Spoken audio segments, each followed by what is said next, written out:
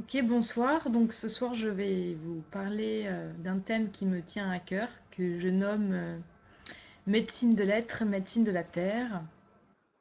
Et avant de commencer, en fait, j'aimerais commencer avec une citation de Khalil Gibran qui résume cette perception que je peux avoir du monde et qui dit ça. Tout ce qui est dans la création existe en vous, et tout ce qui existe en vous est dans la création. Et toutes les choses, de la plus basse à la plus élevée, de la plus petite à la plus grande, sont en vous, dans une complète égalité. Dans un aspect de vous, il y a tous les aspects de l'existence. Voilà, juste une petite phrase pour nous mettre dans l'ambiance de une vision des choses, une vision du monde que je partage. Et ce soir, ce n'est pas, voilà, ce n'est pas un outil, ce n'est pas une technique, ce n'est pas euh, une, comment dire, quelque chose de spécifiquement rationnel que je vais partager, mais vraiment une expérience plutôt. Euh, un témoignage, en fait, un témoignage de mon expérience et une synthèse de ce que j'ai pu en retirer. Euh, voilà, une substance d'un chemin, d'une expérience et des initiations. Aujourd'hui, je ne me sens pas capable de parler de choses que j'ai apprises, mais je suis plutôt en capacité de parler, de partager ce que je ressens et ce que j'ai pu ressentir à travers ce chemin. D'abord, quelques mots sur moi. Aujourd'hui, je suis thérapeute holistique. Voilà. Je suis passée par un parcours universitaire en psychologie, j'ai fait une école de psychothérapeute, et à côté de ça, j'ai eu un parcours, on va dire, initiatique, à travers différents chemins, à travers différents voyages autour de la Terre, et notamment une voie chamanique, dite chamanique, je reviendrai dessus plus tard, avec les hommes médecine d'Amazonie, qui est toujours, hein, avec lequel je suis toujours en lien, qui est toujours une voie d'exploration riche et intense. Donc pour moi, euh, j'ai quitté le mot psychothérapie ou psychothérapeute pour la thérapie holistique parce elle ouvre sur une globalité, euh, sur un ensemble qui considère l'être humain dans un ensemble solidaire et non pas simplement un corps ou une émotion ou une analyse mentale, mais vraiment qui considère le physique, l'émotionnel, l'histoire familiale, culturelle, sociale, religieuse, mais aussi les fréquences, les vibrations des corps, la mémoire généalogique et les mémoires que l'on porte de vie passée. Euh, voilà, c'est vraiment et tous ces plans s'inscrivent dans un ensemble solidaire qui vibre ensemble et lié avec l'extérieur. Euh, voilà pour ma vision des choses et l'accompagnement que je peux proposer.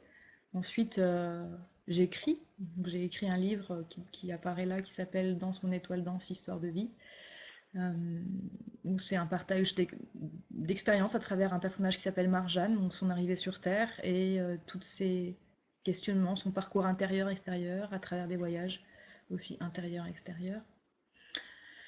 Et ce qui m'a aujourd'hui amené à parler de ce que je nomme médecine de l'être, ou médecine de la terre, médecine de l'être, une voie vers notre essentiel, c'est le chamanisme. Alors le chamanisme, c'est une voie qui m'a beaucoup apporté sur une compréhension du monde, une compréhension de moi-même, des autres, sur cette vision holistique aussi du monde et de l'humain, de l'univers. Mais c'est aussi pour moi le mot chamanique, un mot un peu galvaudé et utilisé à plein de sauces.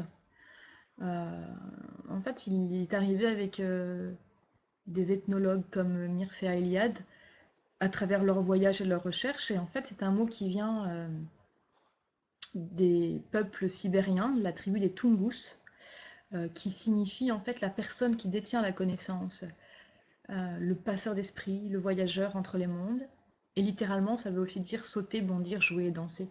Et c'est ce qui caractérise le chaman en fait. C'est le guérisseur de la tribu du village. C'est celui qui communique entre différents mondes, avec différents esprits, que ce soit avec des personnes décédées ou avec les esprits de la nature, les esprits de différentes dimensions, euh, et qui utilise différentes choses.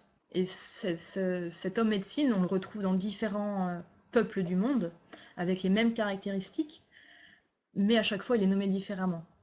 Après, aujourd'hui, le mot chaman est devenu celui par lequel on désigne tous ces hommes médecine, avec lesquels, enfin, que l'on peut définir avec différentes attributs, comme la trance, le chant, la musique, notamment le tambour, l'utilisation de plantes médecine, des prières avec des rituels particuliers.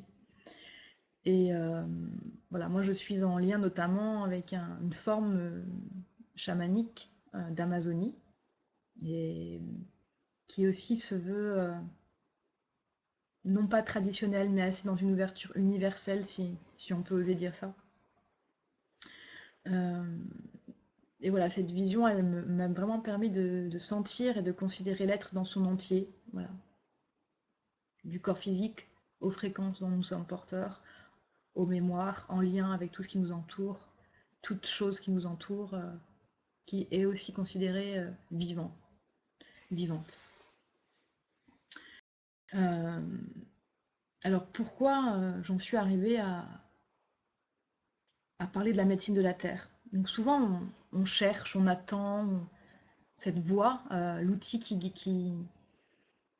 guérira, qui nous sauvera de tous les maux. Et puis je me suis rendu compte qu'en fait tout était déjà dit et révélé, qu'il n'y avait pas de secret, que ce soit à travers les différentes religions, dans les prophéties, dans des différents courants spirituels ou religieux, ou même dans notre quotidien en fait, au travers des courants thérapeutiques. Les choses sont dites, elles sont écrites, elles sont répétées. Et aujourd'hui, ce qui me semble important et fondamental, c'est l'expérience. C'est expérimenter. Expérimenter ce qu'on entend. Expérimenter ce qui nous parle et ce qui résonne en nous. C'est oser. Oser se vivre, oser se sentir, oser se rencontrer. Oser lâcher les peurs, l'ego, la personnalité qui nous en sert parfois. Pour vraiment laisser éclore cette vibration que chacun d'entre nous est porteur. Et donc cette voie de la Terre m'a permis ça et me permet ça aujourd'hui. Dans cette voie médecine de la Terre, il y a deux principes qui reviennent pour moi. C'est la corporalité, donc incarner dans cette incarnation, cette vibration, et le féminin. Et cette expérimentation, je la fais sur la Terre, sur ce que j'appelle la mère Terre, la Pachamama, comme disent les peuples d'Amérique latine. Et cette terre est une médecine en elle-même, parce qu'elle est le chemin. Une incarnation dans le corps de la terre, sur le corps de la terre et dans mon propre corps. C'est à travers ce chemin que je peux effectuer des guérisons, c'est à travers ce chemin que je peux faire des prises de conscience et que je peux intégrer ces prises de conscience. En tout cas, c'est la voie que nous avons choisie, nous, en tant qu'humains, c'est de venir dans un corps pour expérimenter, pour nous rappeler. C'est comme un passage, en fait. Et pour moi, cette terre, elle enseigne. Et elle m'enseigne lorsque je l'observe. La terre me guérit. J'ai pu observer que lorsque j'étais malade, par exemple, je rendais à la terre, je donnais à la terre ma maladie, je vomissais sur elle, et je remarquais qu'elle transformait, elle transmutait cela. Et plus je me suis rapprochée d'elle dans cet élan, en offrant ce que j'avais à donner, et en échange, elle me remplissait d'autres choses, d'une guérison, d'un guérir assez profond, et me permettait de faire un retour à l'intérieur de moi. Et encore au-delà de ça, la Terre, je pense qu'elle offre vraiment une vibration par son essence d'une médecine, par ses fruits, par ses légumes que l'on mange, par son eau que l'on boit, dans laquelle on se baigne, par ses herbes, par ses plantes, tout vient d'elle en fait. Et elle est en capacité, cette terre, cette mère terre, de tout nous offrir. Et lorsque je sais l'écouter, lorsque je sais la recevoir, lorsque je sais danser avec elle dans son mouvement qu'elle me propose, dans ce caractère simple et sacré de la vie, elle donne tout, sans condition et avec joie. Elle est ma terre intérieure en fait. Et elle est mon corps. Elle est mon corps. Et en marchant sur sa peau, je prends conscience de mon propre corps. Et ça, j'ai vraiment pu l'observer à travers différentes expériences, notamment à travers l'alimentation, par des jeûnes, par des diètes ou une alimentation particulière. Mais aussi ce qu'elle me montre, par exemple avec l'arbre, le symbole de l'arbre, c'est que plus je suis en capacité de m'enraciner, plus je suis en capacité de grandir et de fleurir, de laisser éclore ce que je porte en moi. Elle me montre que plus un arbre est enraciné, plus il est capable de grandir et de rester stable lorsqu'il y a des tempêtes, lorsqu'il y a des situations difficiles. Et elle me montre ça. Donc plus je m'enracine profondément dans ma terre saine, dans mon ventre, et plus je renforce ma base, et plus je suis en capacité d'avancer avec l'être, la vibration que je porte. Les peuples premiers, les peuples premiers, c'est ce que je qualifie de ces êtres qui étaient vraiment en lien avec cette nature, avec les cycles de la nature, les cycles de transformation. Ils étaient vraiment à l'écoute des rythmes, justement, des saisons et de ces changements, des cycles de mort et de renaissance. Et en acceptant cela, ils étaient plus à même de vivre avec conscience ce qui se passe en tant qu'humain dans un corps physique. Et ils étaient aussi à même de reconnaître, en reconnaissant les cycles de la nature, de reconnaître les cycles de la femme et du féminin, notamment avec les menstruations. Voilà, le féminin que je vais approfondir tout à l'heure. Et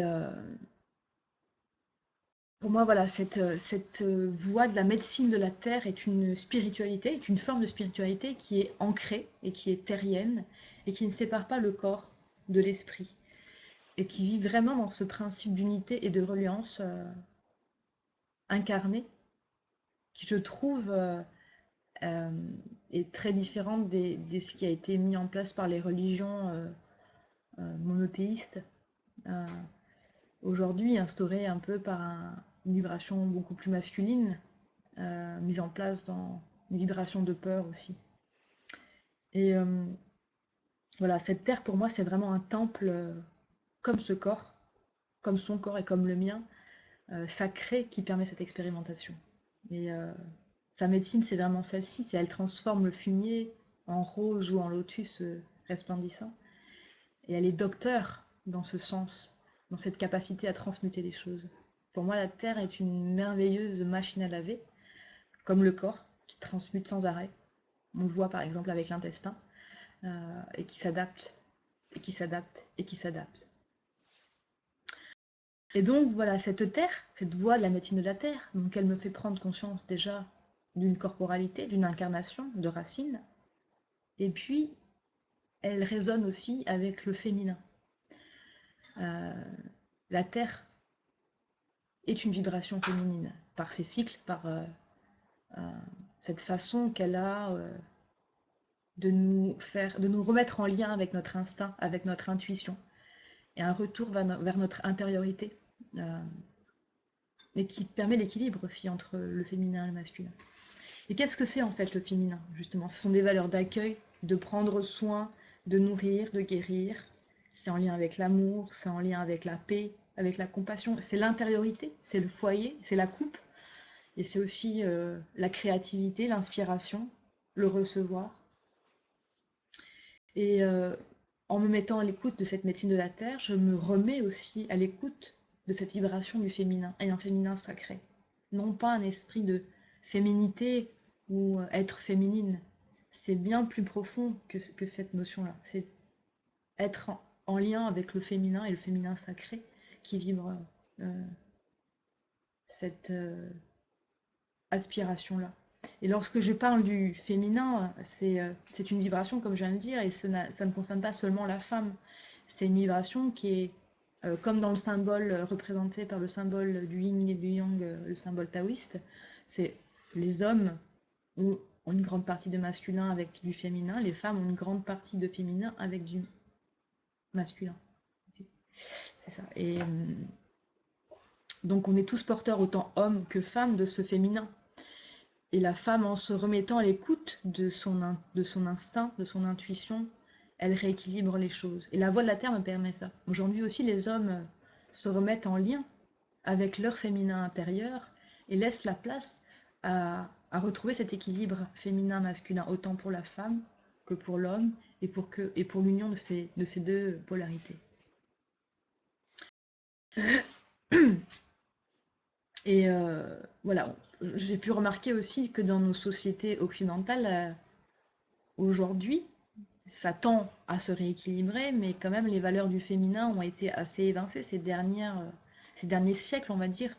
Et on retrouve, je pense que ça a été basé, comme je l'ai dit tout à l'heure, sur les religions monothéistes qui sont basées sur un principe masculin à l'extérieur où on célèbre le Père et on célèbre le ciel et on tourne notre regard vers l'extérieur, là-haut, en oubliant notre regard intérieur et notamment vers la mer, la terre, dans nos racines en bas. Et je pense que pour moi aujourd'hui, ce qui est en train de se faire, et je souhaite que ça continue à se faire encore et encore, c'est de retrouver cet axe, vraiment cet axe entre le ciel et la terre, et cette reliance, cette unité, où le centre est le cœur. On est en voie, pour moi, grâce aussi à retrouver cette médecine de la terre. Et dans cette médecine de la terre, elle me permet aussi de sentir à travers cette corporalité, cet instinct, cette intuition, le sacré dans la vie en toute chose et le sacré en toute chose, qui me fait miroir du coup avec ce regard-là que je porte. Pour parler de ces religions aujourd'hui en place, de ces religions monothéistes et non pas animistes, il y a une amie qui m'avait raconté cette anecdote où lorsqu'elle était petite, elle mangeait une purée chez sa grand-mère et elle dit oh j'adore ta purée, et la grand-mère lui dit non mais on ne peut pas adorer la purée, on adore que Dieu. Et lorsque mon amie m'a raconté cette anecdote, ça m'a fait beaucoup réfléchir en fait. Je me suis dit mais qu'est-ce que le reste alors, qu'est-ce qui nous entoure si ce n'est pas du divin, si ce n'est pas voilà, peu importe le nom qu'on lui donne, hein, l'essence de la vie, le mystère, le souffle, l'âme, je sais pas, mais cette chose, si elle n'est pas en chacun d'entre nous, qui anime tout ça? Qui anime cette nourriture qui vient à moi? Qui anime ma parole? Qui anime mon cœur qui bat tout seul et qui n'a pas besoin de ma tête pour que mon cœur batte? Et je me dis, c'est bien un principe créateur. Le principe créateur, il est aussi euh, sorti de terre, de cette terre qui donne, qui féconde, qui nourrit, et qui élève et qui grandit.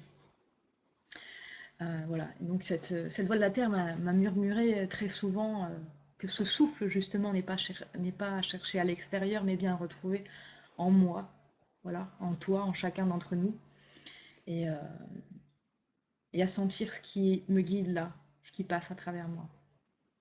Et de retrouver ce lien en fait, ce lien que nous avons tous avec ce qui vit autour de nous, et non pas simplement là dans un coin du ciel. Et cette voix de la terre m'a prise par la main. Donc elle m'a fait prendre conscience de cette corporalité extérieure, de cette incarnation.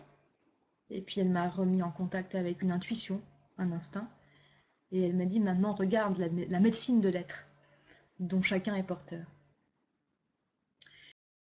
Donc j'ai approfondi cette médecine de l'être. Et la première chose qui s'est affinée encore plus, c'est ce rapport au corps.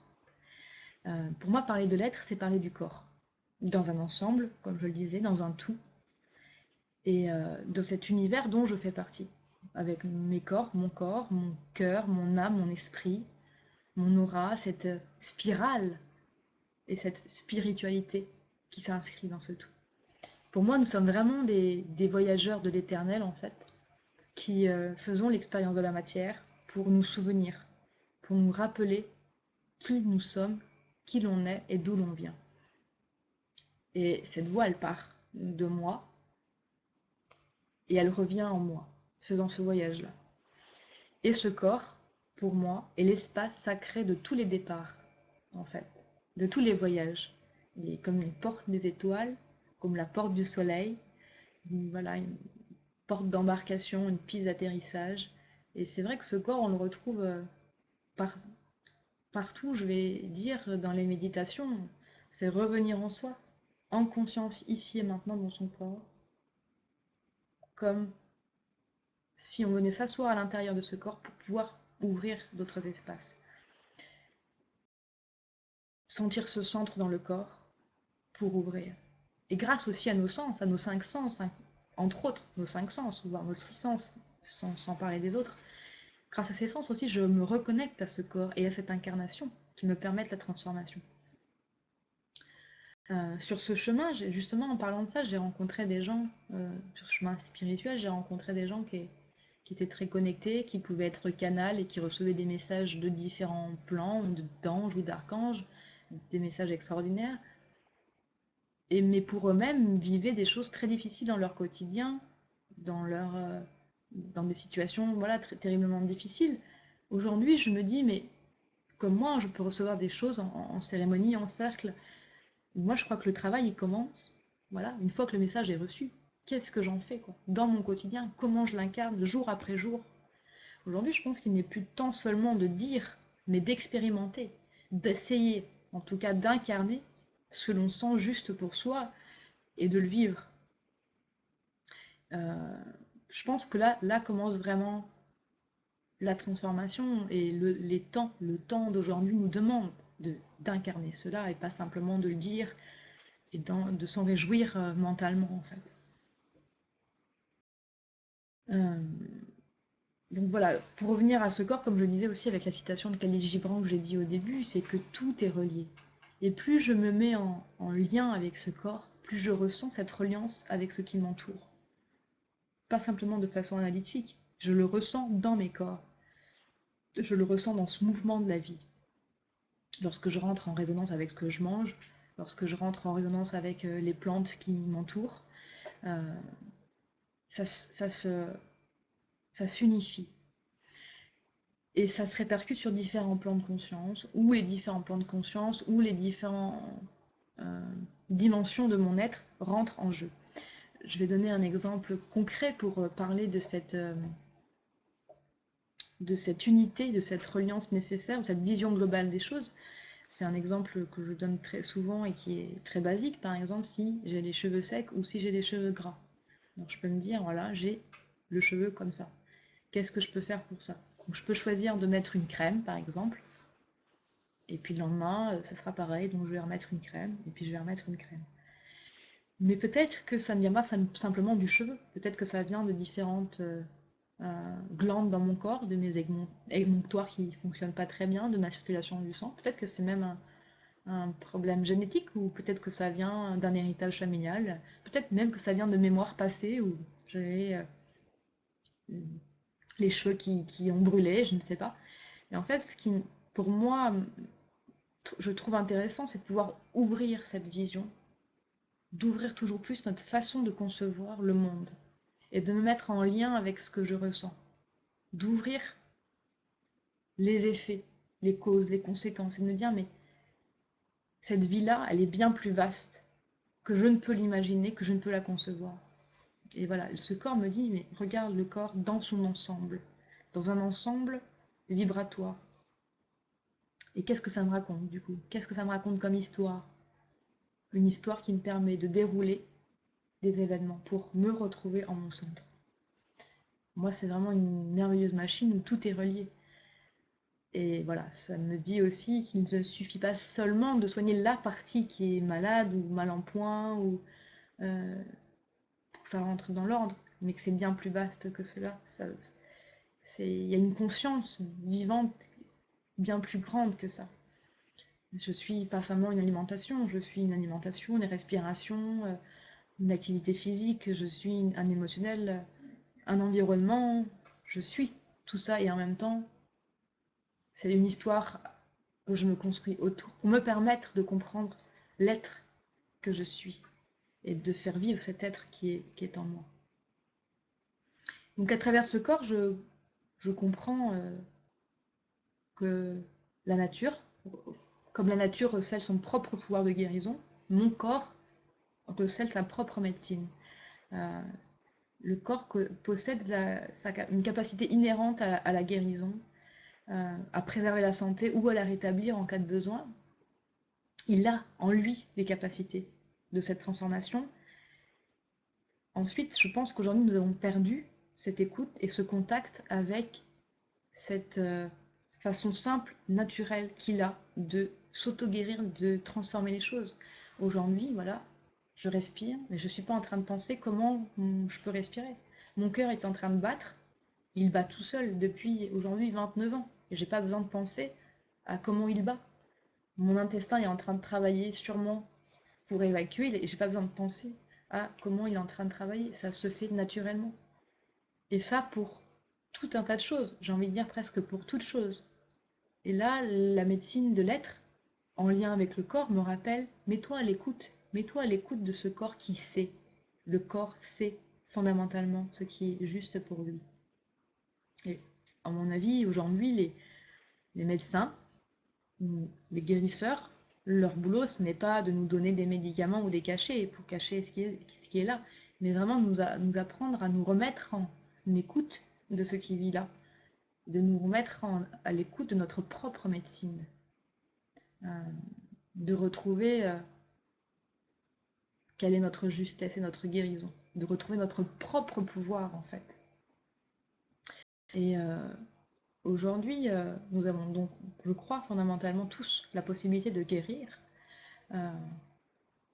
Et cette question aussi que j'aime à poser, c'est-à-dire si je choisis telle ou telle méthode de guérison, par exemple, ou est-ce que c'est pour une guérison sur 1 an? Est-ce que c'est pour une guérison sur 6 ans? Est-ce que c'est pour...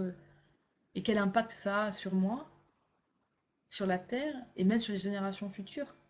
D'essayer d'avoir une conscience élargie, vraiment encore plus élargie sur quel est le choix que je fais pour moi aujourd'hui, et comment cela résonne. C'est comme un caillou qu'on lance dans l'eau, ça fait des ronds. Et ça fait pas juste un petit rond, ça résonne. Et en fréquence, ça va loin, comme l'effet papillon. Et je pense que si nous élargissons notre façon de vivre la vie et ce monde, on impacte le monde à l'extérieur aussi. Et voilà, c'est vraiment cette reliance de l'être m'amène à la reliance de la Terre, et la reliance de la Terre m'a ramené à qui je suis aujourd'hui. Et puis voilà, et j'avance comme ça, dans cette médecine de l'être, avec cette corporalité, ces liens que je fais avec l'extérieur, l'intérieur, l'espace-temps, hein, comme je disais, les Indiens parlent de 7 générations en dessous de nous. Voilà, si aujourd'hui j'agis comme ça, quelles répercussions ça peut avoir sur les enfants dans cette génération? Donc tout ça, et puis à un moment donné, je me dis, ouais, d'accord. Et puis, des fois, c'est bien beau tout ça, mais des fois, je suis dans une émotion qui est hyper forte, dans des projections, dans voilà, comment je fais pour payer les frais de voiture à la fin du mois, par exemple. Et il y a quelque chose qui s'impose et qui me dit, regarde, la médecine de l'être, elle vient et elle me dit, respire dans l'instant présent. Là, ici et maintenant. L'instant présent. C'est un instant où tout vit, tout est et tout découle. Il y a 1 minute, ça n'existe plus. Et dans 1 minute, ça n'existe pas.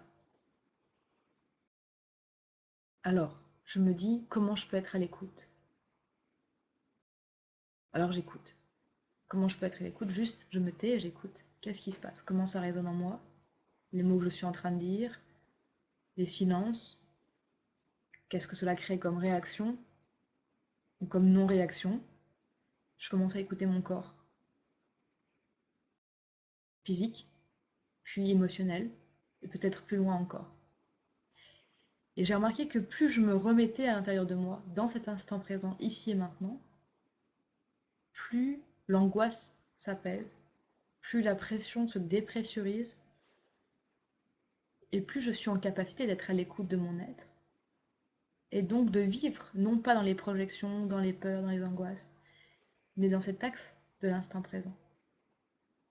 J'ai un exemple, par exemple, voilà, à partager avec vous, c'est il y a quelques, voilà, il y a une époque, je me disais, oh là là, mais comment j'ai besoin d'un travail, sinon je vais pas pouvoir avancer, et si j'ai pas de travail, et je me mettais la pression à projeter, et demain, et après-demain, et dans un mois, oui, mais qu'est-ce que les autres vont penser, ou qu'est-ce que je vais avoir comme retour? Et puis à un moment donné, en étant trop dans projections de demain ou du passé à ressasser. Je m'embrouillais, je me créais des nœuds intérieurs. Difficiles en fait. Difficiles. Et je me suis dit, hop, instant présent. Qu'est-ce qu'il y a là dans cette seconde même? Qu'est-ce que je peux entendre? Qu'est-ce que je peux écouter? Alors, ça se fait pas du jour au lendemain, hein, c'est une pratique. La patience et la persévérance sont des grandes mères vertueuses de cette route. Et un autre exemple qui m'a vraiment remis dans cet instant présent, c'est qu'il y a un an, j'ai connu des inondations et j'ai perdu mon logement. Et au moment même des événements, je ne savais pas du tout ce qui allait advenir de moi. Mes murs s'écroulaient, j'étais en plein dans l'eau à patauger. Donc là, déjà, instant présent, parce que je ne savais même pas ce que j'allais devenir dans l'heure d'après, puisque j'étais bloquée chez moi. Enfin, bon, je passe les détails de l'expérience. Et puis après, pendant un mois, j'avais plus de logement, je savais pas où j'allais aller, et ça m'a remis dans cet axe. Je passais de « Ouh là là, mais qu'est-ce que je vais devenir ?» à « Je ne sais pas ce que je vais devenir, donc je respire. Je respire. Et je fais confiance. » Voilà. Deuxième point, la confiance. Revenir dans cet instant présent. Et l'instant présent m'a dit « Oui, d'accord. J'entends, les peurs te submergent, l'angoisse arrive. Peut-être tu peux te faire confiance. » Alors, voilà. Médecine de l'être m'a dit « Mets-toi en lien avec ton corps. Mets-toi en lien avec l'instant présent. Et vraiment, tu peux faire confiance à ce que tu ressens. » Alors ok, je me suis dit, je continue l'expérience. Je marche mon pas dans ce corps, sur cette terre, dans cet instant présent, et j'écoute. Et tout, voilà, sur ce chemin, à chaque fois, la vie me révèle des choses que je porte, une dualité, un ego, des personnalités, des rêves, et puis mon être, mon essence, et la confiance. La confiance en ce que je ressens. La confiance non pas en ce qu'on me dit ou ce qu'on me raconte, mais en ce que je ressens. Et là aujourd'hui, qu'est-ce que je ressens? Et je peux faire confiance à ça. Je peux faire confiance à mon corps, à mes ressentis, à mes perceptions. Et plus j'écoute, plus j'y fais confiance, pardon, et plus ça s'affine. Plus mes ressentis s'affinent au fil du temps. Et il y a une phrase qui m'était venue un jour lorsque j'écoutais une conférence d'une mathématicienne. C'est cette phrase, elle dit « Comme un mathématicien apprend à compter, j'apprends à compter sur mes corps. Et plus j'apprends à compter sur mes corps, plus je trouve ma science intérieure, ma propre médecine. » Aujourd'hui, ça aussi, lorsque j'observe le monde dans lequel on vit, hein, le monde majoritaire, je vais dire, je me suis dit, mais je me demande, je m'interroge, où est notre pouvoir? Parce qu'avoir confiance, c'est aussi avoir confiance en notre propre pouvoir intérieur, non pas le pouvoir de l'ego, pas le pouvoir de l'autre, le pouvoir de domination, mais vraiment notre pouvoir du cœur, le pouvoir intérieur, notre pouvoir de l'être. Et aujourd'hui, j'ai l'impression qu'on nous a retiré notre pouvoir de connaissance, notre pouvoir de décision, d'écoute, notre pouvoir d'instinct, enfin cet enseignement qu'on a instinctivement, cette sagesse qu'on détient. Mais oh non, non, je dois me tromper, et qu'on met de côté. Moi je pense que fondamentalement, chacun est le tout et nous portons tout, absolument toute la connaissance en soi. C'est inscrit quelque part ici, dans nos cellules, dans notre ADN, dans ce corps porteur d'âme et d'esprit. Et sur ce chemin d'expérimentation, il me semble que nous pouvons tous, et là est notre mission, de retrouver le chemin vers son propre savoir, unique, différent, et porteur d'un centre et d'un cœur. Il y a une époque, il y a voilà ce que j'appelle toujours les cercles, les peuples premiers, les cercles de sagesse de ces peuples s'asseyaient ensemble, en cercle, pour partager leurs connaissances et décider ensemble. Ils s'asseyaient, les hommes, les femmes, les esprits de la nature, les esprits du temps qui faisaient, les esprits de toutes choses. Ils s'asseyaient tous en cercle pour prendre des décisions, pour parler du temps, de la pluie, du soleil, de qu'est-ce qu'on a besoin aujourd'hui, de quelle médecine à utiliser, dans cette cohérence du tout. Et ces hommes et ces femmes et ces esprits savaient entrer par leur corps, par leur intériorité, en contact avec différents plans de conscience et à l'écoute de ce qu'ils sont, parce qu'ils respectaient leur pouvoir intérieur, ils respectaient l'unicité qu'il y avait en face, et se demander comment on pouvait inscrire une transformation dans cette cohérence du tout. Transformer ce qui avait besoin d'être transformé. Ils utilisaient la matière au service de cette conscience, pour eux et pour l'ensemble. Mais parce qu'ils avaient vraiment cette confiance en eux. D'ailleurs, certains Amérindiens changent de nom pendant leur vie, et c'est eux-mêmes qui se nomment en fonction de leur capacité, de leurs compétences du moment. Voilà, là, à 15 ans, je me sens capable de m'appeler femme, femme qui fabrique les bijoux, parce que c'est ma capacité, et puis à 20 ans, je suis femme guérisseuse des oiseaux, par exemple, parce que c'est ça. Mais parce que ils se reconnaissent, non pas dans un pouvoir de l'ego ou de la personnalité, mais dans le pouvoir du cœur, dans le pouvoir de l'être. Et aujourd'hui, hein, on a donné notre connaissance de la médecine aux médecins, on a redonné notre pouvoir de la beauté à l'extérieur, on a donné tout ça, c'est redonné les codes de l'amour, le code de la météo, ça nous appartient plus. Plus rien ne nous appartient, tout est mis à l'extérieur. On a perdu ce lien, ce contact avec cette intériorité, cette confiance que nous avons à aimer, à nous guérir, à transformer, à entrer en communication avec la pluie si on a besoin de la pluie, du soleil si on a besoin du soleil pour la terre. Et je pense qu'aujourd'hui, le chemin est vraiment à refaire dans le sens du lien dans cet ensemble.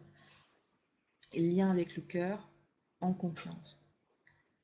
Alors voilà, cette médecine de la terre m'a mis en contact avec la médecine de l'être, dans cet instant présent, dans la confiance, dans le fait de retrouver son pouvoir intérieur.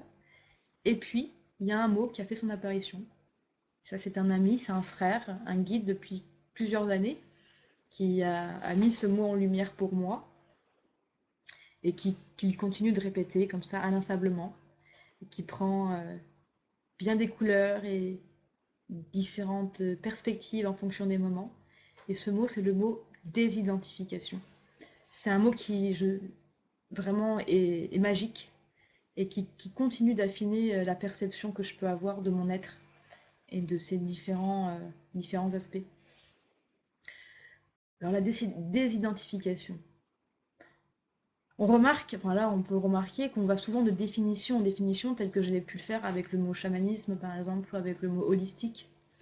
Et les mots servent à communiquer, ils sont des ponts entre deux mondes, ou entre les mondes, entre mon monde et le vôtre. Et, ils permettent un espace pour échanger. Donc, au-delà des mots, on utilise des définitions.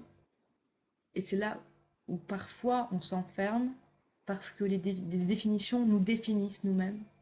Et on s'identifie à ces définitions. On se raccroche à quelque chose de connu. Et les mots peuvent être des mots porteurs, des mots médecine. Et ils peuvent aussi être des choses qui enferment. En disant, voilà, par exemple, lorsqu'on s'identifie et on se définit par je suis quelque chose, je suis ceci ou je suis cela. Et on cherche du coup un sens, on s'enferme dans une quête identitaire qui nous penche en avant ou qui nous penche en arrière et qui me fait dire, qui me fait rentrer dans un processus finalement interminable où le serpent se mord la queue parce que je tourne autour de mon être. L'être, il n'a pas besoin de définition, il est, je suis, et je peux être tout ce qui me traverse.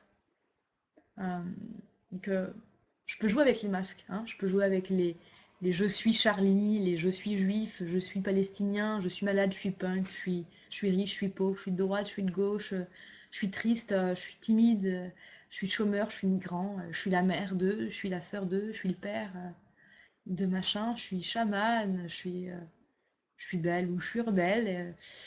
Tout un tas de définitions, de redéfinitions, de jugements de valeur parfois, de jeux d'ego, de réassurance illusoire aussi parfois. Tout ça face à la peur peut-être immense de rencontrer ce qui nous habite, ce qui m'habite véritablement.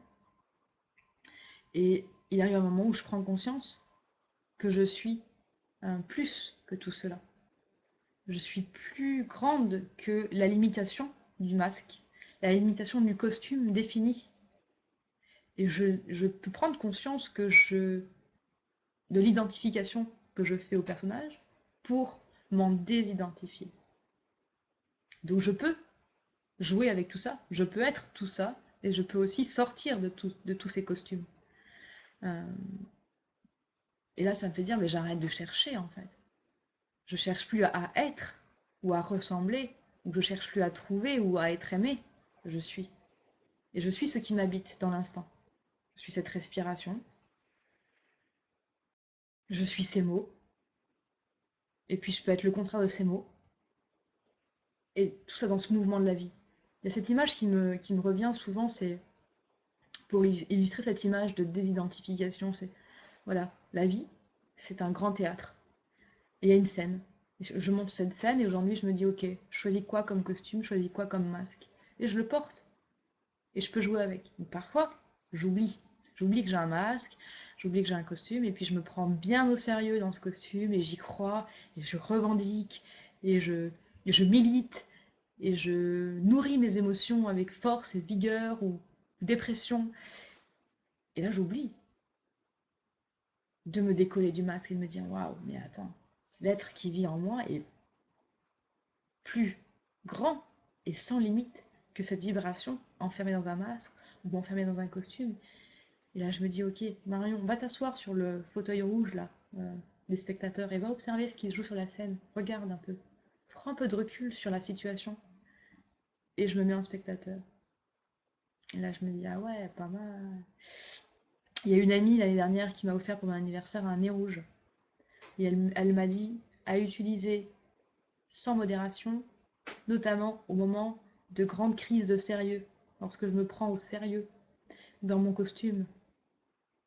Et c'est vrai que là, c'est incroyable parce que dans cette identification, on est très sérieux, on est très adulte, on oublie qu'on joue.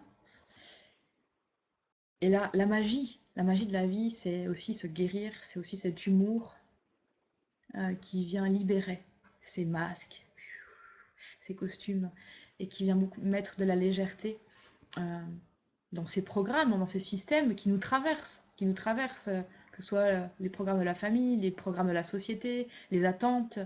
euh, mais je peux observer tout ça.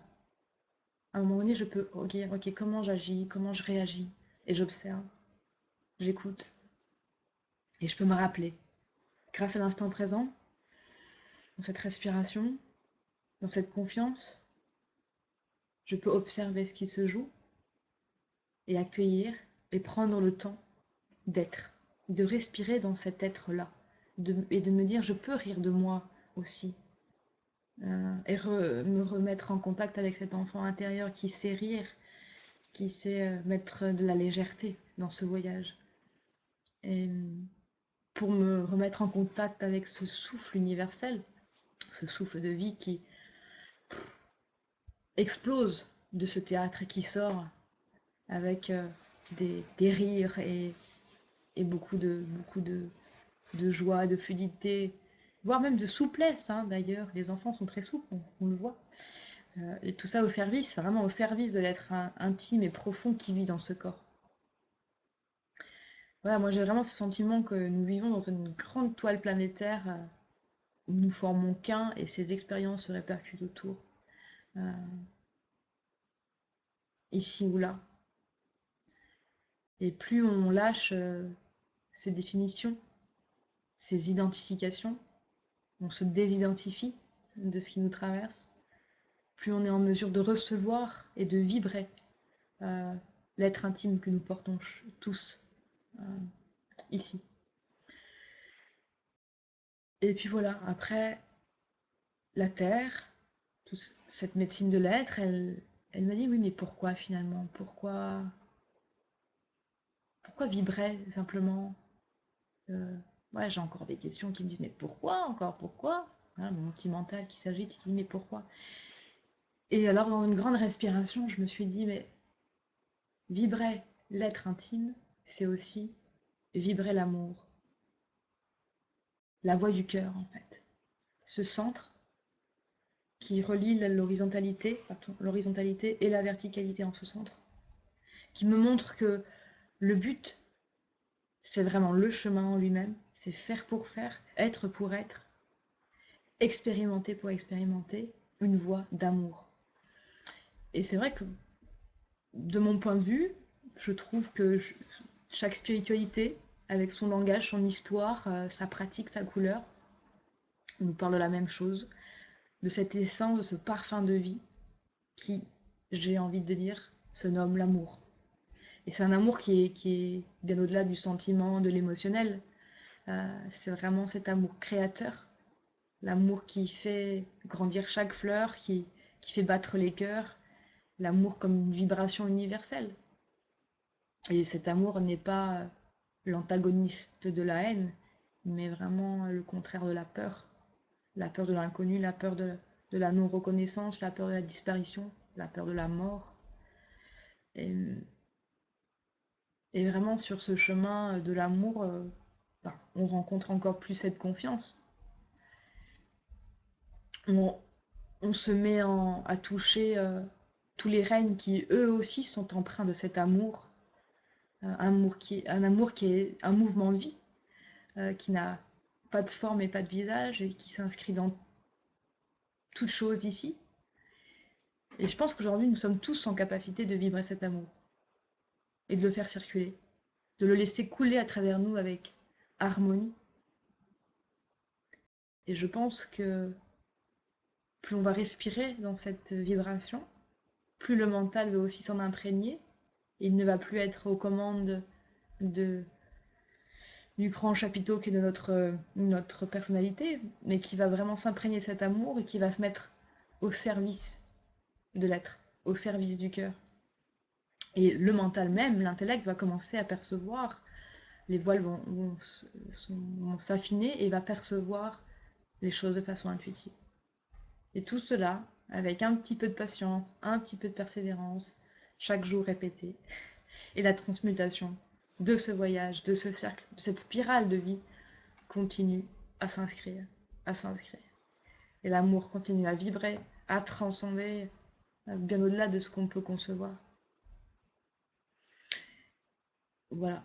Laisser s'infuser, pour moi, laisser s'infuser cet amour en lien avec la terre, avec la nature. Et l'amour va continuer son chemin de transmutation, de création, de guérison. J'ai vraiment confiance dans ce mouvement de vie qui est en train de se faire aujourd'hui. Voilà, c'est justement aussi pour mettre le lien avec l'extérieur et ce qui se passe, l'interconnexion avec l'extérieur et le monde tel qu'on le voit. Aujourd'hui, on parle beaucoup des problèmes écologiques dans le monde notamment. Et je pense que c'est ce que la Terre nous montre est un miroir de ce que nous sommes de ce que nous portons en nous. La Terre-Mère nous a pas attendu, elle a plus de 4 milliards d'années, si ce n'est plus. Elle en a vu passer des humanités, elle en verra d'autres. D'un coup de tremblement de terre, d'un coup de cyclone, d'un coup d'éruption volcanique, d'un raz-de-marée, elle a le choix d'envoyer cette humanité sur une autre dimension.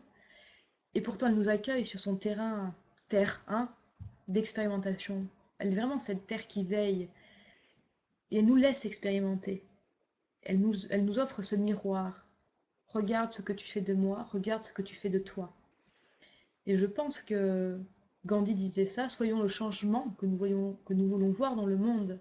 Plus moi je me transforme, plus moi je change, et plus ça se répercutera à l'extérieur et sur l'environnement et sur le monde, dans mon entourage, même proche, dans mon quartier. Et j'aime bien cette légende du petit colibri qui dit que chacun peut faire sa part et que je pense que le chemin commence là. Chacun peut faire sa part. Bien sûr, on peut œuvrer à l'extérieur et poser des actions, et on peut aussi en poser à l'intérieur avec nous-mêmes. Euh, on peut remarquer, lorsqu'on change d'intention, d'attitude à l'intérieur de nous, on se surprend à avoir des changements à l'extérieur. Tiens, bah dis donc, moi qui n'arrivais pas à communiquer avec cette personne, aujourd'hui j'y arrive mieux. Ah oui, mais qu'est-ce que j'ai pu changer à l'intérieur? Puis des fois, c'est l'inverse, c'est l'extérieur qui nous dit toi, en ce moment je vois ça en toi et tout, et ça me montre le cheminement du changement qui se fait à l'intérieur de moi. Je pense que nous marchons ensemble. Je change, vous changez, je change, la Terre change, on change. Nous sommes en lien, en interconnexion. Et la Terre, cette grande médecine, la médecine de la Terre, me montre la médecine de l'être. Et plus je suis en connexion avec cette médecine de l'être, plus la médecine de la Terre aussi se transforme. C'est pas simplement aussi une question spirituelle, ça s'ancre dans le physique, dans le corps. Le corps change de fréquence et se transforme lui aussi. Là, je pense que on peut transmuter les vieux programmes et introduire avec conscience le nouveau rêve, et un rêve qui nourrit le cercle de notre être, avec confiance, avec force, avec une vision vraie, authentique, et une vision unique et profonde. Quelque chose qui vient de notre être, de notre âme, de notre essence. Une transformation qu'on peut même respirer en conscience dans l'air et qui impacte ce qui nous entoure, forcément. Tout ce que nous transformons à l'intérieur se transforme à l'extérieur. Comme un caillou dans la mare. Voilà. Et il y a une phrase que je voudrais partager avec vous que j'ai reçue en diète qui dit cela. Ne t'inquiète pas. Tu n'auras qu'à écouter ton cœur. La marche à suivre est toujours la même. Et elle continue en disant, deviens la meilleure version de toi-même et traite-toi en première classe. Fondamentalement, dans tout ce qui est, je crois que tout est parfait, que tout est à sa place, et qu'on peut vraiment continuer à faire confiance à ce qui se déroule sous nos mains et dans le fil de nos cœurs. Juste pour finir, j'aimerais faire une dernière citation de Imre Simon, parce que nous sommes tous uniques, porteurs d'une expérience unique et porteurs de beauté. Et elle dit cela. Regarde tout ce que tu as traversé jusqu'à présent. Regarde tout ce que tu as enduré, réussi, transcendé et sois fier de toi. Regarde toutes les épreuves par lesquelles tu es passé. Regarde tout ce que tu as souffert. Regarde ton passé et sois fier de toi. Si tu es encore là, c'est parce qu'à chaque fois, tu as su par ton courage te relever. Alors regarde. Regarde l'être fort qui est en toi. Regarde-toi sous ton vrai jour. Regarde qui tu es vraiment. Regarde tout ce que tu as réussi. Regarde tout ce que tu as traversé. Et vois ta vraie force. Tu es le chef-d'œuvre de Dieu. Tu es un chef-d'œuvre de la vie. Et tu es magnifique. Donc à travers cette citation, moi je voudrais rendre hommage aux humains que nous sommes, à l'humanité que nous sommes, à notre courage de traverser toutes ces situations, toutes ces mémoires de clans, de familles, et bien d'autres choses. Et vraiment, vraiment rendre hommage à qui l'on est simplement. Et qui continue, à nous humains, que nous continuons à vivre cette simplicité dans l'être et dans le cœur. Voilà pour ce soir. Alors je crois qu'il y a quelques questions qui sont là. Et une des questions, c'est comment je me connecte à la Terre. En fait, concrètement, comment je me connecte à la Terre. Simplement, j'ai envie de dire, marcher dans la nature, à l'écoute et en reconnaissant cette nature, en observant les arbres, les plantes, les éléments, l'eau, le feu, l'air, en écoutant simplement leur chant et leur essence. Marcher pieds nus, toucher un arbre, le caresser, m'asseoir à son pied par exemple, respirer dans cette nature, respirer dans cette nature. Et aussi exprimer ma gratitude. J'ai l'impression que plus j'exprime ma gratitude pour ce qui est, plus je prends conscience de cette terre et de ce qui m'entoure et de ce qui m'est donné. Plus je remercie, plus j'ai l'impression que cette conscience s'ouvre. Voilà ce que je peux dire par rapport à ma connexion à la terre. Ensuite, on me pose une question sur est-ce que je suis encore malade aujourd'hui. Depuis 1 an et demi, je n'ai pas été malade. Alors ça fait 1 an et demi, je dis 1 an et demi parce que ça fait 1 an et demi que j'ai changé d'alimentation et que je suis en alimentation vivante. Donc je suis une crudivore, comme on dit. Donc je mange des fruits, des légumes crus. Euh, c'est une alimentation qui est très puissante pour moi, qui régénère beaucoup de choses, qui nettoie en profondeur, non, et pas seulement le corps physique, mais bien sûr des corps émotionnels, des mémoires. Et ça m'a fait passer par différentes étapes de détoxination, des choses qui sont sorties, notamment émotionnelles, des compréhensions. J'ai eu beaucoup de compréhension, des prises de conscience puissantes par rapport aussi à une façon de proposer de se nourrir qui n'est pas à l'écoute de notre corps, pour moi. Et, et je n'ai pas été malade depuis. Après, je pense, j'ai aussi une autre façon de voir la maladie. Pour moi, la maladie n'est pas quelque chose de négatif ou de néfaste. Elle est une guérison, une sorte de guérison.